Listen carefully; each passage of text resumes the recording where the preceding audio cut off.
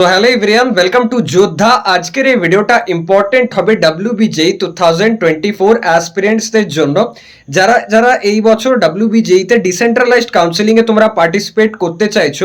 এবার আমি প্রচুর স্টুডেন্টস যারা কোনো ভালো কলেজে অ্যাডমিশন নিয়ে নিয়েছো বাট ব্রাঞ্চ হয়তো ভালো পাওনি, আবার কোনো স্টুডেন্ট এরকম আছে যে হয়তো মিডিয়াম কোনো সরকারি কলেজে অ্যাডমিশন নিয়েছো বাট তোমরা চাইছো যে আমি JEU একবার টার্গেট করতে চাই, বা কোনো স্টুডেন্ট এরকম আছে যে হয়তো কাউন্সেলিংয়ে পার্টিসিপেটই করোনি বাট তবু তুমি ডিসিতে পার্টিসিপেট করতে চাইছো। এবার ডিসেন্ট্রালাইজড কাউন্সেলিং এর উপর ডিটেলস এর ভিডিও খুব তাড়াতাড়ি আমরা আপলোড করে দেবো, আর প্রসেসের উপরও ভিডিও দিয়ে দেবো। বাট আপাতত এই ভিডিওতে একটা গুরুত্বপূর্ণ কথা বলতে চাই। অনেকেরই ডাউট আসছিল যে দাদা, যদি আমি ডিসিতে পার্টিসিপেট করি তাহলে আমার আগের সিটটা থাকবে, ইয়েস অর নো? এই অ্যান্সারটা কোথাও তারা পাচ্ছিল না। ঠিক আছে, এবার সেই জন্য আমি আজকের এই ভিডিওটা বানাচ্ছি।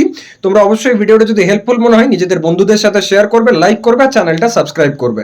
দেখো, সব থেকে ফার্স্টে একটা কথা তোমাকে বুঝতে হবে যে যখন তুমি ডিসিতে পার্টিসিপেট করছো তখন তুমি যে কোনো কলেজে যে কোনো সিটে অ্যাডমিশন নিয়ে থাকো না কেন, সেটা নিয়ে কোনো প্রবলেম নেই। যদি তোমার কোনো একটা সিট অ্যালোটেড হয়ে গেলে এবং তুমি অ্যাডমিশন নিচ্ছ, তুমি যখন একটা সিটে অ্যাডমিশন নিচ্ছ তখন তোমার আগের সিটটা কিন্তু ক্যান্সেল হয়ে যাবে অটোমেটিক্যালি। এটাই 1-0-র মতো, যে একটা যদি অন করো তাহলে আরেকটা অফ হবে, আরেকটা সুইচে টাচ করলে এটা অফ হয়ে যাবে না। দুটো সুইচ আছে, একটা সুইচ অন করলে আরেকটা অফ হবে, এটা অফ করলে এটা অন হবে। বাট তার মানে এটা নয় যে সুইচটাতে টাচ করছি মানে এটা অফ হয়ে যাবে। ব্যাপারটা কিছুটা ওরকম, যে আমি যদি পার্টিসিপেট করছি তাহলে আমার আগের সিটটা ক্যান্সেল হচ্ছে, এরকম নয়।